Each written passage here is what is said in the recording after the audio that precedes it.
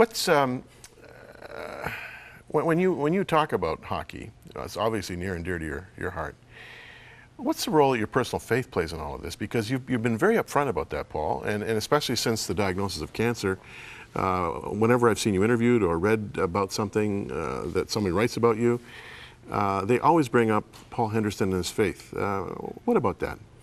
Well, it's a central part of my life. There's no question about it. I think that I lived for the first 32 years as a non-Christian, and so I've got a lot of experience on that side of the faith.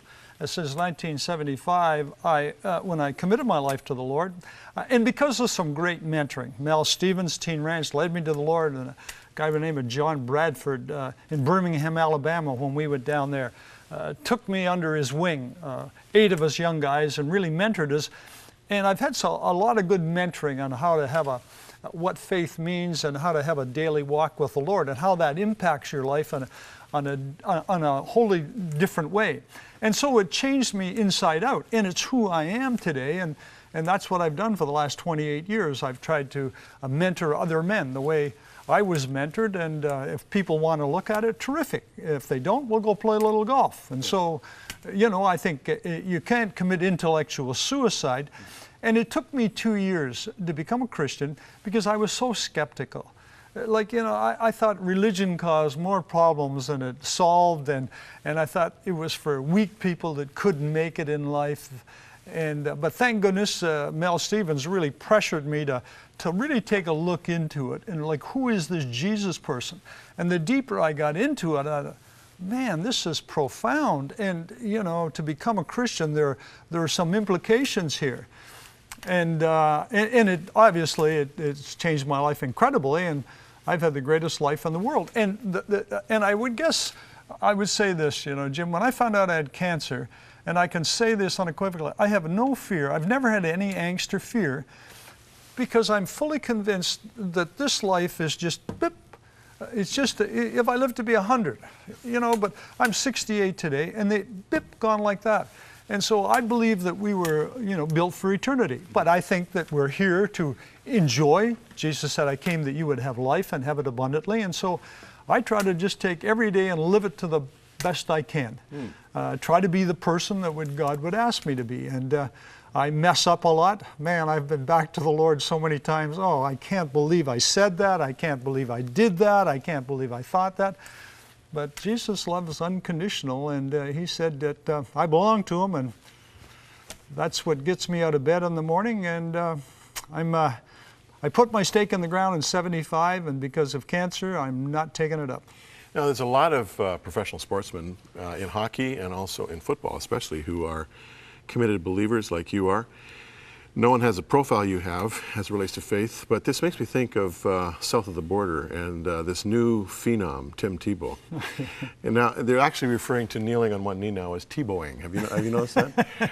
And he just keeps winning in spite of all the pundits who say he shouldn't be winning. He still keeps winning. But here's a kid who is in this very, very high profile situation, and at the same time is true to his faith. What do you think about the Tebowing, the kneeling, you know, on camera, the players gathering around after a game of both teams, you know, taking a knee and praying? Some would see that as showing off. Others would see that as pharisaical. And then others, of course, would see it as a genuine expression of faith. How do you see it? Well, it's probably not something that I would do. It's not, you know, everybody's different, and I certainly don't condemn them. But it's probably something I would not do it. If I was going to do it, or we'd pray after it, you get into a room by yourself. It's the public display. I think there's a time and a place, and there's freedom in the country, but it's just not my cup of tea. Right. Who were some of the players who had a strong faith in the Lord that influenced you the most? Well, I would be one. Dean Prentice is the first guy, great Dean and June, played with him in Detroit. He was the first guy that sort of come out as being a Christian. And then I would probably be the next guy that come along.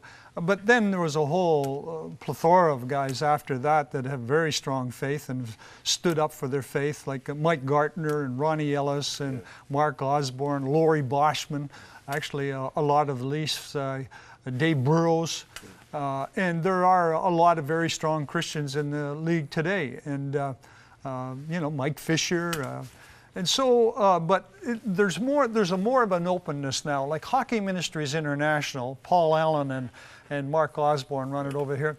And there's 20-some teams in the NHL that now have chapels, which is a whole new ball game. All the minor league teams have chapels, but see, in football, in baseball, a lot of Americans, and they're far more open, and so they have chaplains, and so the people that want to, they can come. Football is very strong in Canada. Athletes in Action, actually part of the umbrella that I'm under. Stevie Kearns here works with the Tiger Cats, and Herbie Kuhn works with in Toronto, as does Steve, and even with the Raptors. So you have chaplains today, and and you got people around to help guys guide them along. When I was around, Mel Stevens from Teen Ranch was the only guy that really did much in that area. It really is a new era. Now let's just shift gears here. We got about 5 minutes left, because this is something that's important to sports fans, and I'm sure they would love to hear your perspective on this. Sidney Crosby missed almost a year of hockey because of a concussion. He's back playing, and apparently playing well. I mean, he scored, 4 points his first game back? I mean, how good is that? But what's your view on this concussion thing? Were players getting concussions in your day? Well, I had 6 of them, actually. Oh, you did? I had one the first game of Junior B, knocked out cold, first game of Junior A, and then I got a real bad one. Doug Barkley hit me right here. I was playing for Detroit, and I was in front of the net, and he hit me here, and spent a couple of days in the hospital. And so they made me put on a helmet. And actually, the first game in Moscow, if I hadn't been wearing a helmet, I could have been dead. But I was knocked out in that game too, and had a concussion. And Jim Murray, the doctor, told me that you've got a concussion, you cannot play. And I went to Harry Sinden, and I said, Harry, don't do this to me. And Harry says, well, if you want to play, I'm not stopping you. And back then, we didn't understand that. And so I have an excuse today. 6 concussions I've had. I had 3 after I put a helmet on, and now I've got cancer. I've got an excuse for everything. It's a wonder you're even coherent. Exactly. But do you think, are players bigger these days? Is as Cherry says, the equipment too hard, too heavy?